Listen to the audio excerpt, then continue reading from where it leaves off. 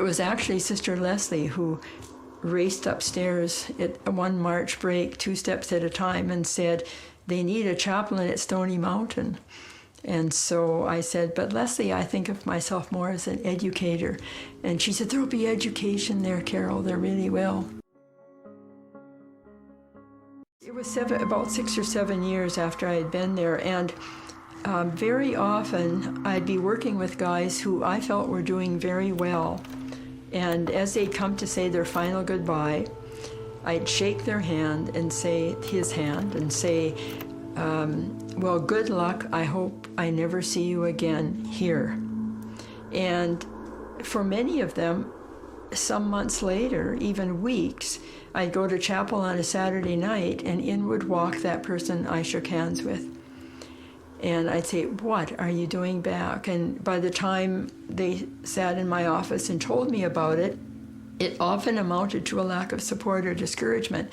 So I came to the conclusion, after a few years of this, that even more support was needed in the community.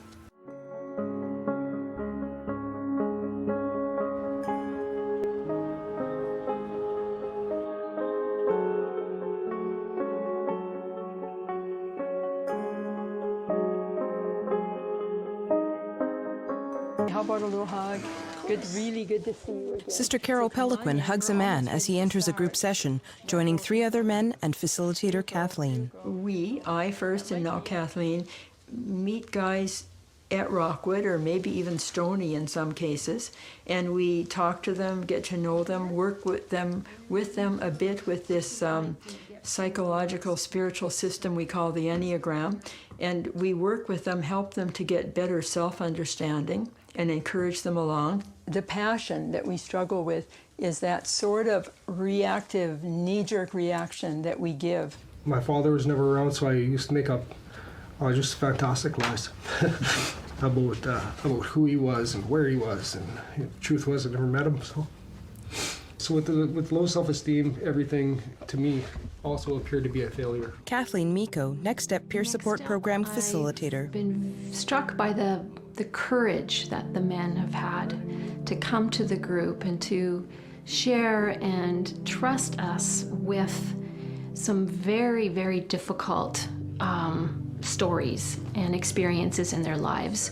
In the best of times, it's hard to share, never mind being vulnerable and saying, this triggers me or this upsets me, and to talk about those deeply, those issues, and talk deeply about them. 2 men chat as they lead the session. Participant Sean Ward. The first night coming here, there wasn't a guard available, so the minister took me out, and he was great too, Hank. And it was like, this neighborhood was, this isn't where I live, but I was around here a lot, I guess you could say, and not doing very good. And I said that to Hank too as we were coming down the road. I says, you know, if this was my ride back to the city right now, if I was getting released, I'd be right back in.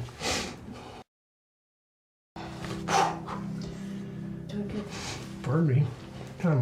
You know, I could just tell that I had nothing established where I could go to. You know, I had nothing to do for work. No connections with anybody at that point. So coming here for the following year helped me to establish all those things. Carol in the group session. I love meeting guys in prison that want to move forward. They're trying to do well, to move their life in a different direction, and some of them have amazing potential. And so that's always exciting to me, to see that and see if I can nurture it and draw it forth. Kathleen Miko. I see her love herself and love the people in her life without judgment, without criticism. Somehow she can hold it all. And I think that's why Next Step is such an important place, and what I'm really going to try to continue to do is, the way that she's made it safe was to accept everyone for where they are, whatever time they are in their life.